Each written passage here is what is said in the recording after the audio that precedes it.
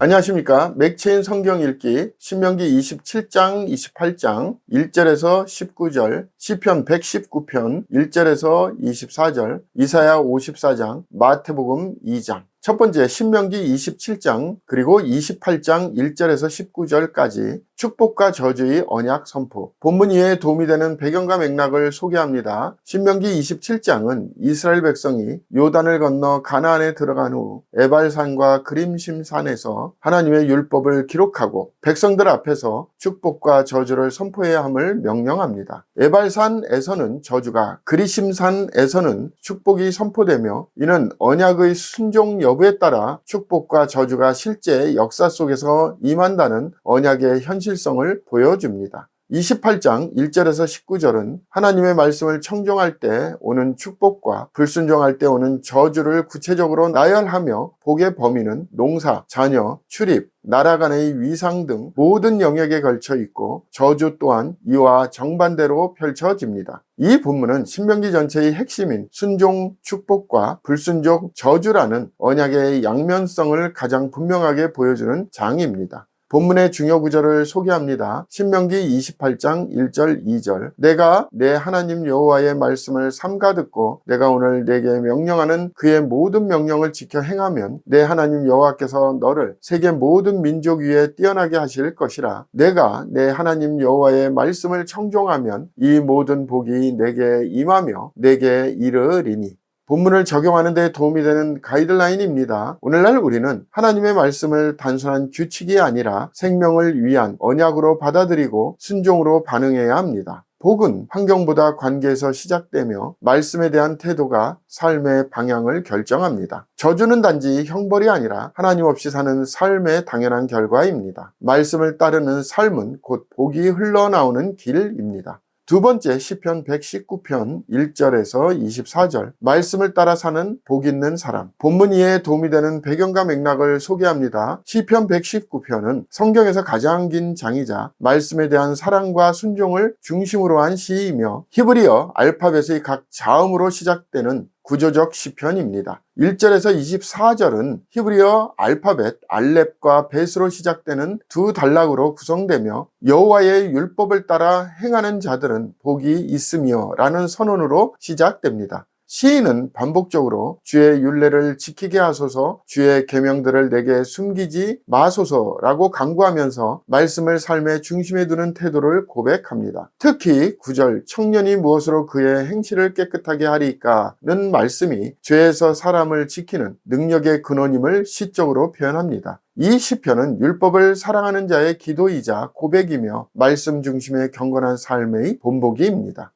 본문의 중요 구절을 소개합니다. 시편 119편 10절 11절. 내가 전심으로 주를 찾았사오니 주의 계명에서 떠나지 말게 하소서. 내가 주께 범죄하지 아니하려 하여 주의 말씀을 내 마음에 두었나이다.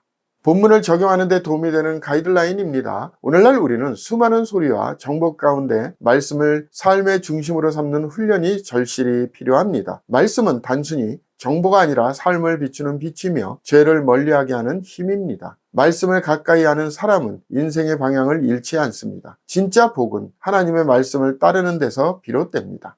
세 번째, 이사야 54장, 버림받은 여인을 향한 언약적 위로. 본문 이해에 도움이 되는 배경과 맥락을 소개합니다. 이사야 54장은 이사야 53장에서 예언된 고난받는 종을 통해 회복될 이스라엘의 영광과 확장을 선포하는 장입니다. 잉태하지 못하며 출산하지 못한 너는 노래할지어다는 표현은 포로기 동안 황폐하고 버림받은 이스라엘을 가리키며 그 여인이 다시 아이를 낳고 장막을 넓히게 될 것이라는 회복의 약속입니다. 내가 잠시 너를 버렸으나 큰 긍휼로 너를 모을 것이오 라는 말씀은 하나님의 징계와 회복 사이의 시간 간격을 보여주며 나의 화평의 언약은 흔들리지 아니하리라는 말씀은 무조건적인 언약의 확고함을 보증합니다. 이 장 전체는 포로기 이후 이스라엘 회복과 메시아 왕국 시대에 임할 구원의 약속을 상징적으로 선포하는 장가입니다.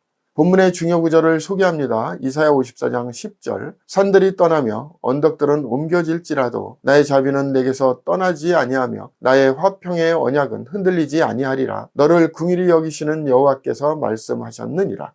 본문을 적용하는 데 도움이 되는 가이드라인입니다. 오늘날 우리는 상황이 흔들릴지라도 하나님의 언약은 절대로 흔들리지 않음을 믿어야 합니다. 인간의 실패와 절망 속에서도 하나님은 회복의 길을 열고 계십니다. 우리의 현재가 황폐할지라도 하나님의 자비는 언제나 돌아갈 품을 마련해 주십니다. 진정한 위로는 하나님의 변함없는 약속에 있습니다.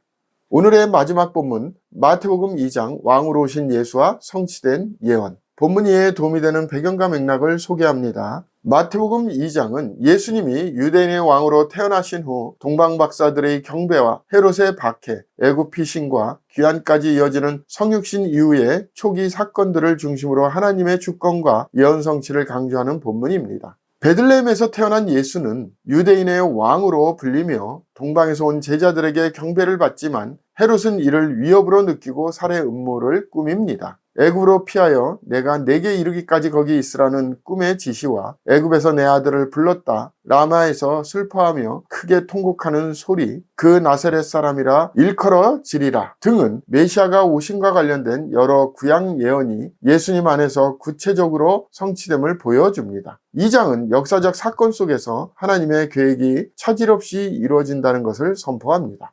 본문의 중요 구절을 소개합니다. 마태복음 2장 14절 15절 요셉이 일어나 밤에 아기와 그의 어머니를 데리고 애굽으로 떠나가 헤롯이 죽기까지 거기에 있었으니 이는 주께서 선지자를 통하여 말씀하신 바 애굽으로부터 내 아들을 불렀다함을 이루려 하심이라.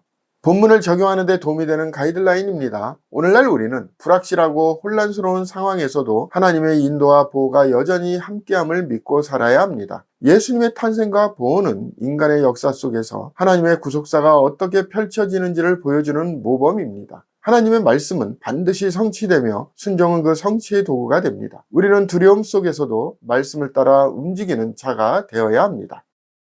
감사합니다.